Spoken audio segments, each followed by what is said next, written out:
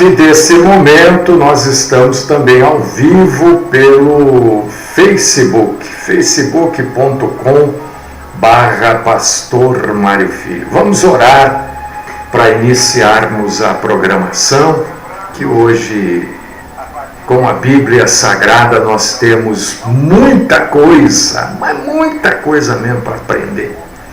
Senhor, nosso Deus, nosso Pai, Senhor, nosso Criador e aquele que nos mantém, aquele que nos sustenta do alimento material, nos sustenta naquilo que comemos, mas também aquele que nos sustenta do alimento espiritual. Nós queremos te agradecer, nós queremos, ó Deus Todo-Poderoso, te bendizer, te adorar e prestar ao Senhor, mais uma vez nesta manhã, um culto de louvor e de adoração.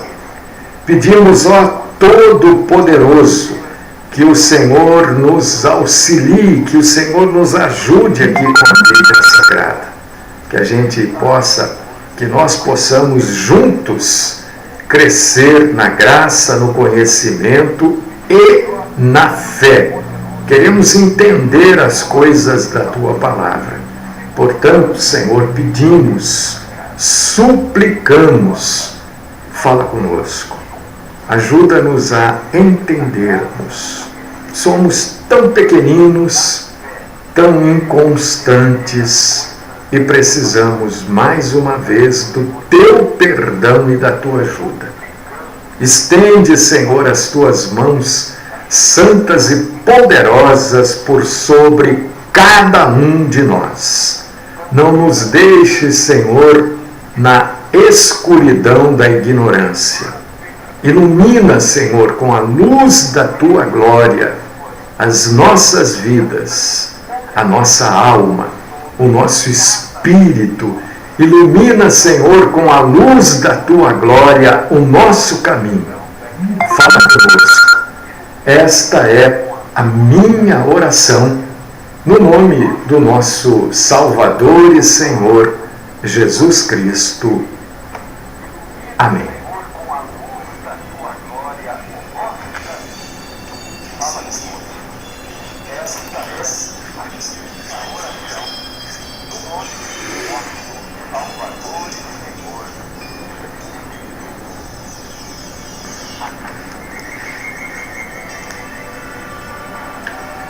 Irmãos amados, irmãs queridas, amadas em Cristo,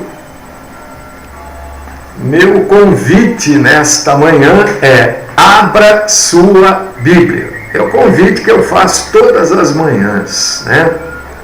Algumas pessoas entendem muito rápido, outras demoram um pouco mais. Mas o que eu peço a Deus é que dê tempo delas entenderem. Abra sua Bíblia.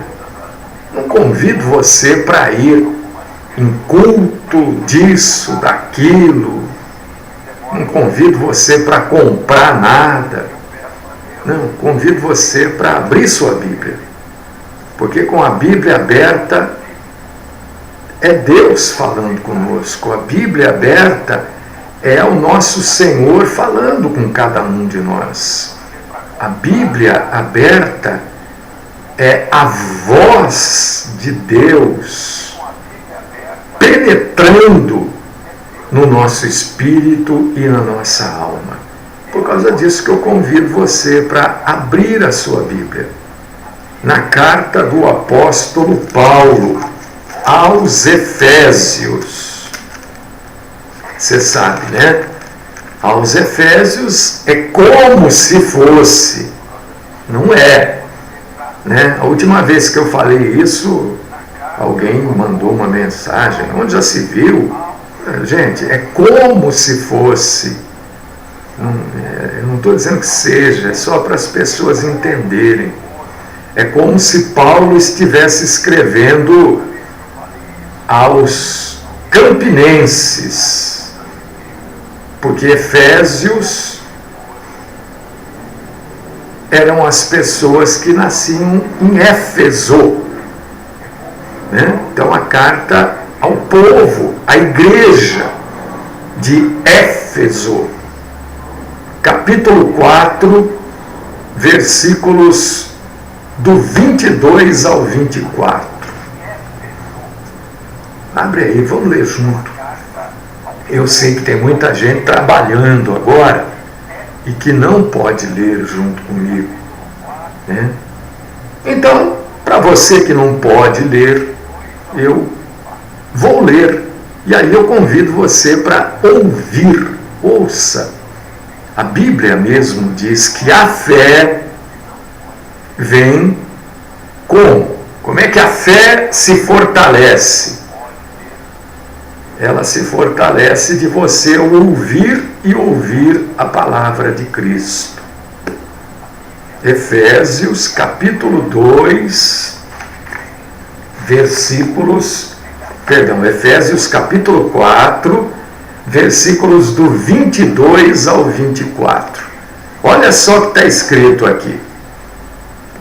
No sentido de que, quanto ao trato passado, vos despojeis do velho homem, que se corrompe segundo as concupiscências do engano. Concupiscências é a mesma coisa que desejo, vontade. Então, segundo os desejos do engano, e vos renoveis no espírito do vosso entendimento, e vos revistais do novo homem, criado segundo Deus, em justiça e retidão procedentes da verdade.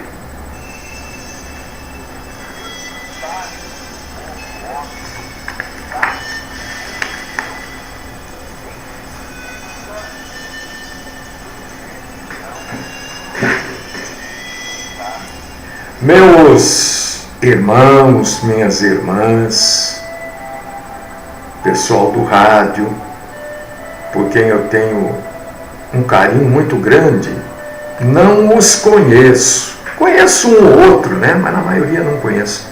Pessoal do Facebook, que a gente pode ver às vezes os rostos, né, de quem está acompanhando. Pessoal do aplicativo, pessoal que fica no site, e vocês que vão nos ver e ouvir depois pelo YouTube, que nós estamos gravando aqui para o nosso canal lá no YouTube, né?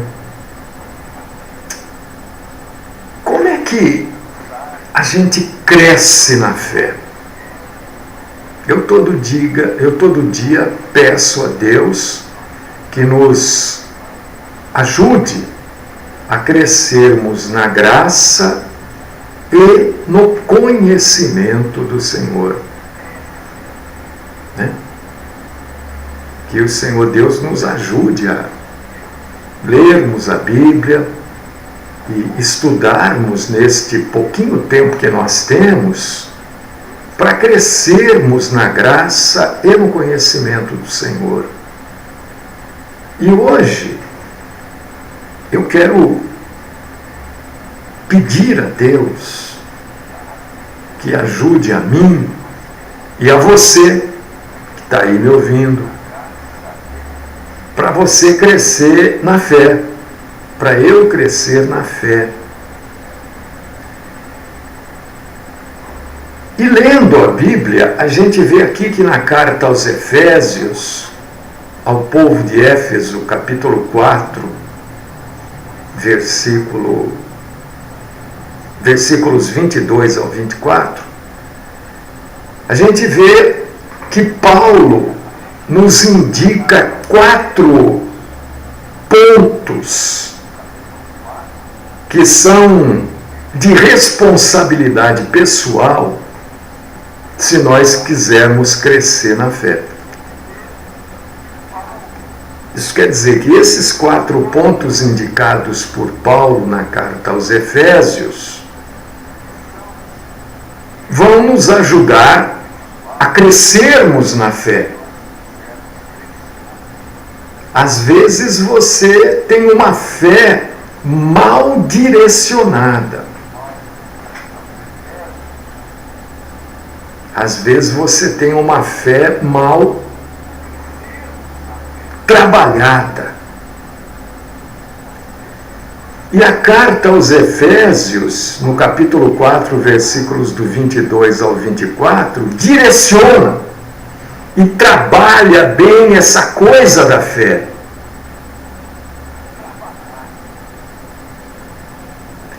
Para crescer na fé,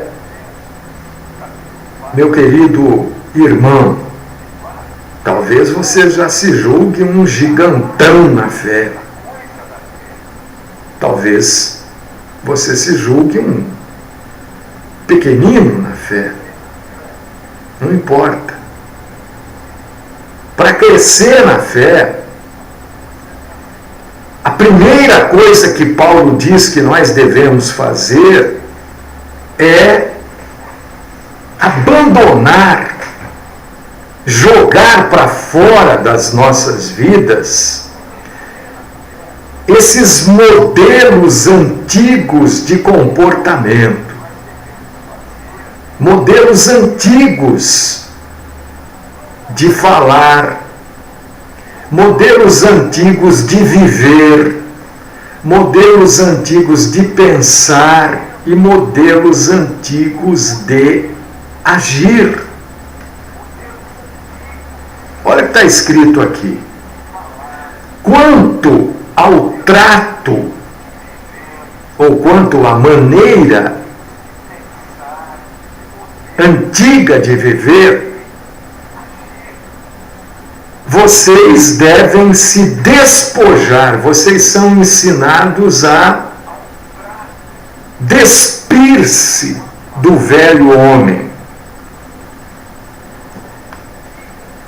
que se corrompe por desejos, por concupiscências enganosas ou de engano.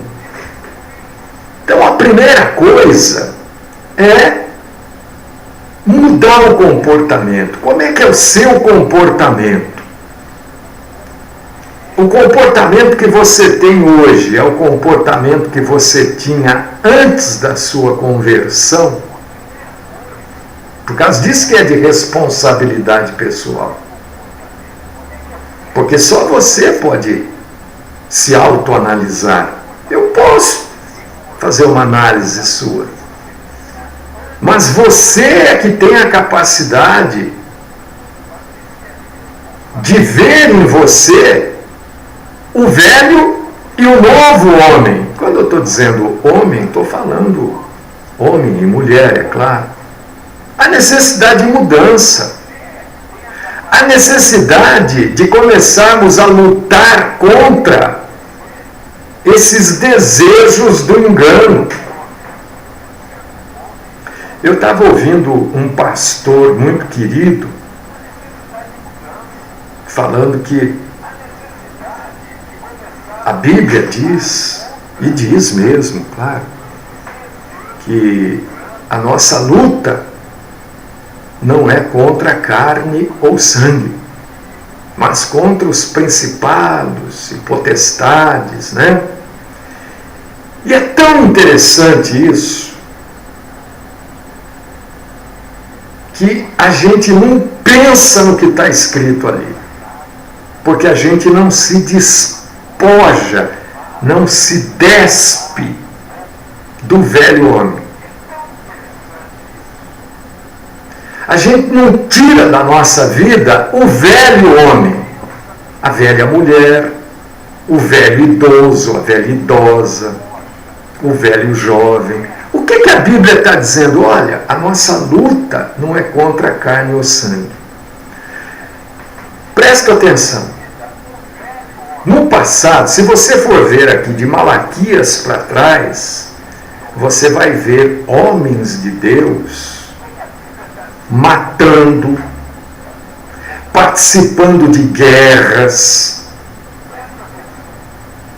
Não é? A gente vai encontrar isso A gente lê na Bíblia assim facilmente Davi matando um oponente e cortando a cabeça dele. A gente vê na Bíblia facilmente Josué numa batalha derrubando muralhas. Você acha que ninguém morreu ali? Então, o Velho Testamento, Deus colocava os seus servos, muitas vezes, na condição de derramar o sangue humano. O sangue daqueles que eram contrários às coisas santas, contrários ao único Deus que existe, que é o grande eu sou, que é Jeová, Yahvé, é o mesmo Deus. Deus, muitas vezes, para que o seu povo não se contaminasse com hábitos, com costumes antigos, Deus permitia e até comandava o seu povo em batalhas, que não pense você que só cortava a ponta do dedão, não. Eram batalhas sangrentas.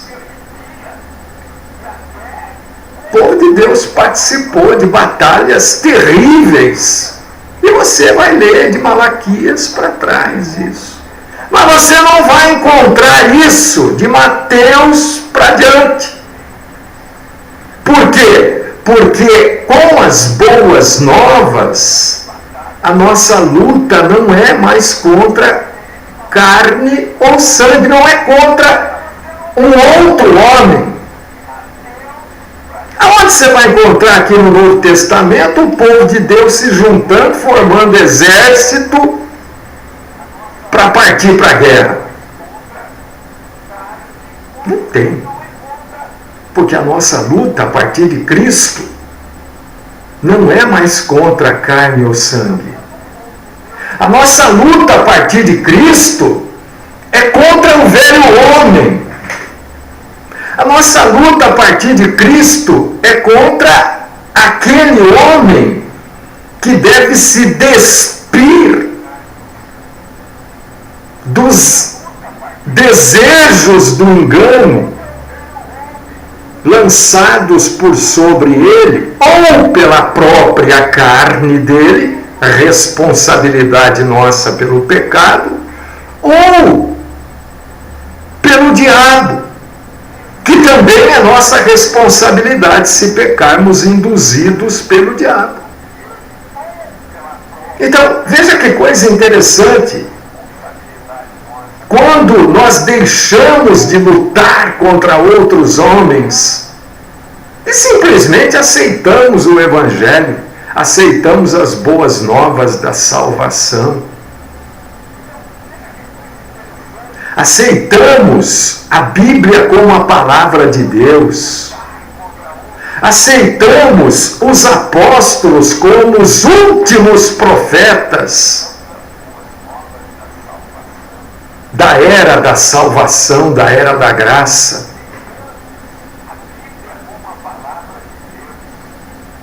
E para aceitar isso, nós temos que jogar fora este velho homem que se corrompe.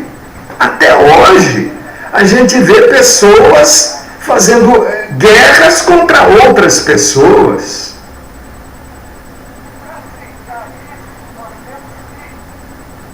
Mas nós devemos guerrear contra os desejos do engano que moram dentro da gente. E cada um de nós é responsável por esta guerra. Não contra a carne ou sangue,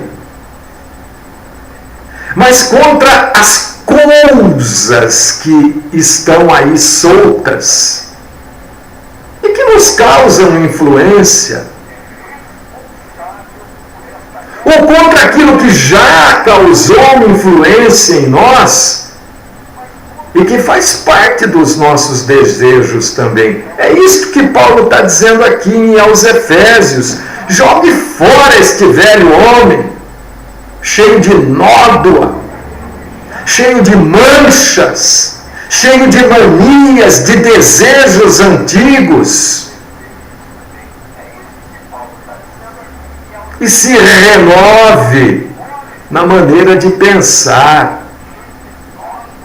Eu às vezes estou pregando, né? E depois eu vejo as mensagens que chegam no momento que eu estava pregando.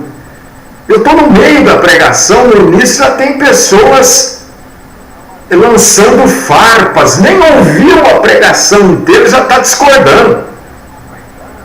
A pessoa não sabe ouvir. É o velho homem ainda fazendo parte dele. Nós temos aqui nos renovar, porque hoje nós somos templo do Espírito. O velho homem não era, mas o novo homem é. Renovar a maneira de pensar. Tem muita coisa que precisa ser renovada. Vos renoveis no espírito do vosso entendimento. Seu espírito hoje precisa ser um espírito de querer entender. Eu quero entender. Não entender forçadamente, mas se esforçar para o entendimento. Não ser forçado a entender.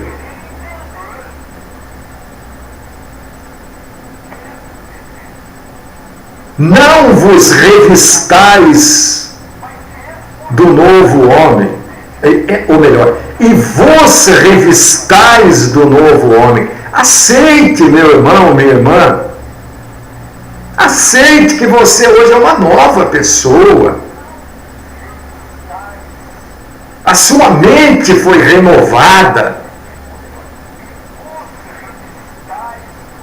Se você nasceu de novo, se você, consequentemente, é salvo, e por via de consequência é templo do Espírito Santo, você é capaz de experimentar qual seja a boa, agradável e perfeita vontade de Deus. Como está lá em Romanos 12, 2. É isso que te fortalece na fé. É você saber que hoje você não tem que sair com a espada matando pessoas. Ora, o sujeito que quer crer num Deus falso, nós temos o quê? Que levar a verdade. Não quer ouvir a verdade, não quer saber do Deus verdadeiro, eu não tenho que me contaminar com ele. Eu não preciso matá-lo, agredi-lo, tacar fogo, não. Levei o Evangelho está aí para quem quiser ouvir.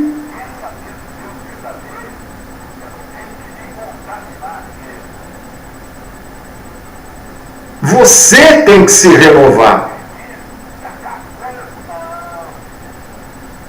Você tem que se renovar. Você sabe quantas vezes esta carta, deixa eu ver se eu não vou, ou melhor, quantas vezes aparece na Bíblia este termo, não tema. Hoje está cheio de programas aí que a gente acha facilmente, né?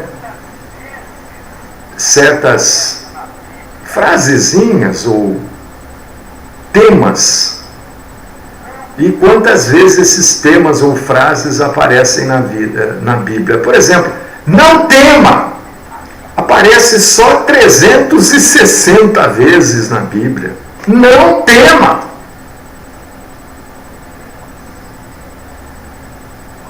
Não temos que nos moldar aos padrões deste mundo. Não, porque não tem que me moldar isso. Eu não me moldo. E batalho para que você não se molde. Quando a gente traz esse evangelho puro, cristalino, verdadeiro, é para que você não se molde. Não, a maioria não gosta de ouvir, né? A maioria não quer ouvir isso. A maioria quer ouvir baboseiras, né? A maioria vai num culto a Deus? Não, a maioria gosta de ver novela. A maioria lê a Bíblia? Não, a maioria quer assistir lá a Terra Prometida, Jesus. A maioria quer ver isso, mas não quer ler a Bíblia.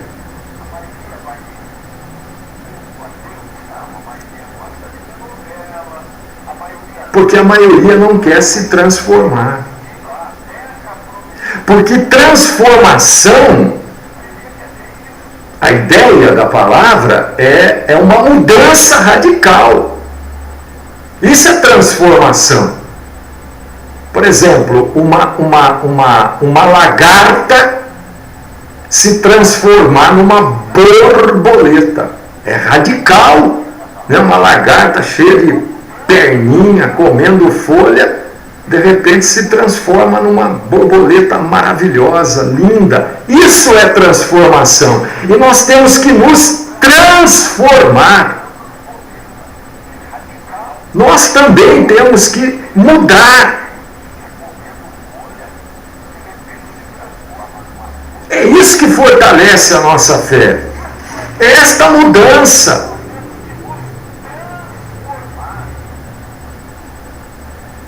Transformar-se. A palavra transformar, ela vem de uma palavra grega, que é metamorfoses, que também é uma palavra que diz metamorfose, mudança, transformação. O cristão é um sujeito metamorfoseado. Isso não existe, acabei de inventar aqui. Porque metamorfose não é um verbo. Mas o cristão é um sujeito transformado. Agora está certo. Transformar é verbo. Ele é mudado. O cristão não pode viver de lenga-lenga. O cristão não pode viver de coisas falsas, porque as coisas falsas eram para antes dele ser um novo homem, uma nova mulher. As mentiras que ele falava e aceitava era antes dele ser um novo homem e uma nova mulher. Porque o cristão é um sujeito que está disposto a permitir que Deus o renove, o transforme, o mude. O cristão é um sujeito que está disposto a permitir que Deus dirija os seus pensamentos por meio da visão dele, Deus, e não por meio da visão do mundo. E eu me deparo diuturnamente com cristãos que não dão esta permissão para Deus. O sujeito é um velho homem, ainda é a lagarta, não se transformou, não se metamorfoseou em borboleta. Não quer viver a boa, santa, agradável e perfeita vontade de Deus, quer viver a sua vontade, quer viver as suas necessidades e busca para si aqueles mestres segundo as suas necessidades. Olha, eu estou com dor de barriga, eu quero alguém que fale de cura. Eu estou desempregado, eu quero alguém que fale de emprego. Eu estou sem dinheiro, eu quero alguém que fale de dinheiro. Esses são os mestres que existem em abundância gosto do freguês. Do que você precisa? Eu preciso de harmonia na minha casa. Tem os mestres que pregam harmonia. E do que você precisa? Eu preciso de uma cura interior. Tem os mestres da cura interior. É segundo as necessidades do freguês. Agora, Deus não age segundo as nossas necessidades. Ele age segundo, conforme a vontade dele. A vontade dele. E nenhum de nós consegue mudar, metamorfosear, transformar, alterar a vontade de Deus. Senão ele não é Deus. E o Deus da Bíblia não muda, é o mesmo, ontem, hoje, será amanhã. Não mente.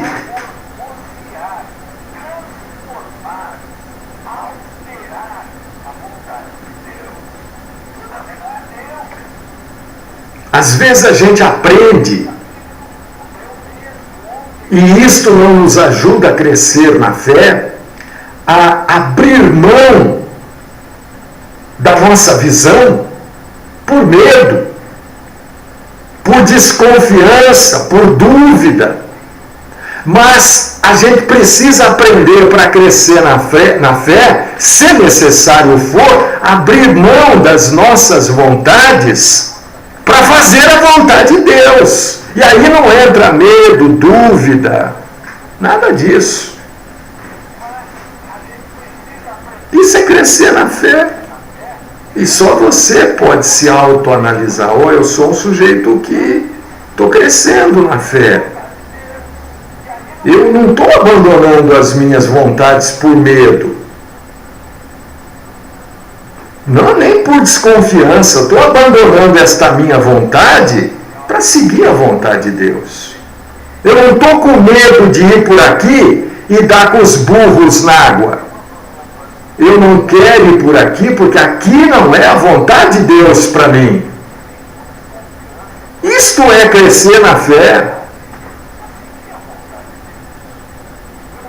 Agora, só vai saber a vontade de Deus para a sua vida aquele que é nascido de novo, aquele que é templo do Espírito Santo e aquele que é guiado por este Espírito Santo.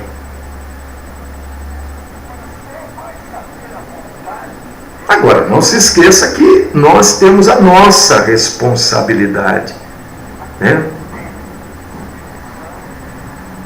E Deus nos deu a capacidade de enxergar e avaliar os acontecimentos em nós e ao redor de nós, mas para aqueles que são salvos, para aqueles que crescem na fé, para aqueles que querem fazer a vontade de Deus, a gente avalia os acontecimentos ao nosso redor com um novo olhar. Não com o olhar do velho homem, da velha mulher. Nós temos que ter novos costumes. Abandonar os velhos costumes. Nós temos que nos dar a possibilidade de renovação. Nós temos que nos revestir do novo homem. Tirar, é como se fosse essa roupa aqui, ó. Tira esta roupa e põe uma nova roupa. É como se fosse, não estou dizendo que é. Viver em obediência e confiança. Por que as pessoas ficam correndo atrás de pregador?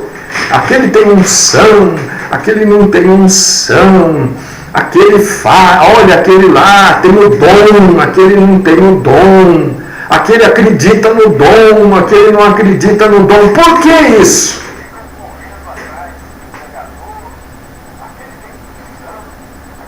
Porque as pessoas não querem viver em obediência e confiança a Deus. Então ficam correndo atrás de homens. Porque as pessoas não querem esperar Elas não. Você vê que o mundo de hoje e os pregadores de hoje pregam um não sofrimento. E se você for, no mínimo, um leitor da Bíblia, você vai ver que a Bíblia prega exatamente o contrário. Você quer ser cristão?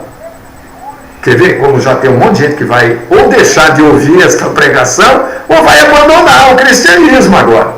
Você quer ser cristão? Então se prepare para sofrer.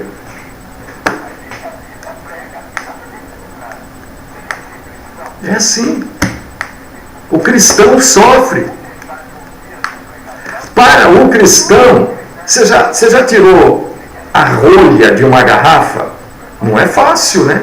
Tem que ter uma ferramenta para fazer isso, né? Que é o tal dos saca-rolhas, né?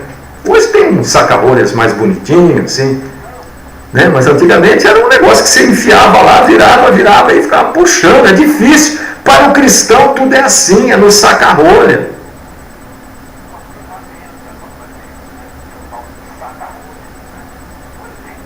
Eu sei que quando a gente fala as verdades assim, diminui a audiência. Não, esse cara aí é louco. Você acha? Eu quero sofrer? Mas esse mundo é um mundo de sofrimento.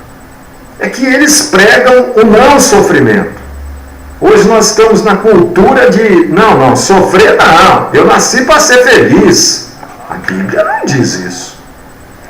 A Bíblia diz que você nasceu para se entender como pecador, perdido, e entregar sua vida para Jesus para ser salvo.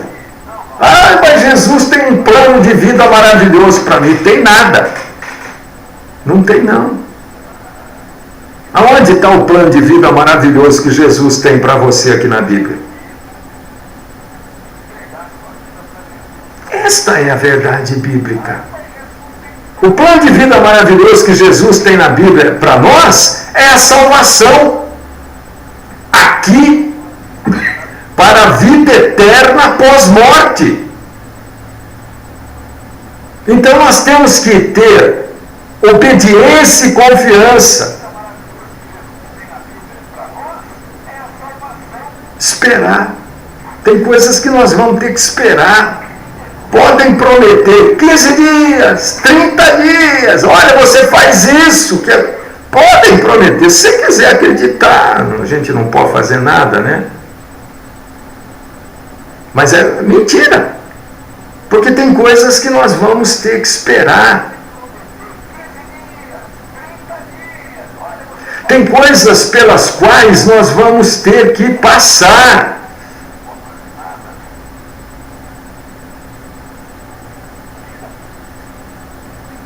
Porque o passar por determinadas coisas nos ensinam a confiar em Deus. Deus nos conhece, foi Deus que nos fez. Ele sabe exatamente como é que você aprende e como eu aprendo. Você pode até achar que não, mas ele sabe como é que se aprende. Se você for uma pessoa, irmão, que só aprende num alto grau de sofrimento, pode esperar que você vai ter um alto grau de sofrimento. Se você for uma pessoa que aprende rápido, seu sofrimento é mais rápido. Mas isso é só para quem nasceu de novo, para quem se despiu do velho homem, da velha mulher, para quem não aceita mais a mentira, para quem não mente e não quer ouvir mentira também. Por causa disso que não tema. Aparece mais de 360 vezes na Bíblia. O papo é esse mesmo. Oh, pastor, mas está tudo ruim, está tudo difícil. Não tema. Mas como não tema? O negócio está indo de mal para pior. Não tema. Não tema. Quem temia era o velho homem. O novo homem não teme, porque confia naquele que o salvou. Olha o problema que se cria quando não se leva o verdadeiro evangelho. Se cria falsas expectativas, falsas esperanças. Tem sofrimento? Tem. Tem dor? Tem. Tem desavenças? Tem. Tudo é o diabo? Não. Também é o diabo? Pode ser. E sendo ou não sendo, eu sou responsável? Sim. Por causa disso, que não tema. Jogue fora esse velho homem, se apresente a Deus dizendo: Senhor, me ajuda a crescer na fé. Agora se prepare, porque é Ele que sabe como você aprende, como eu aprendo. Tem gente que aprende rápido, tem gente que demora. Deus sabe.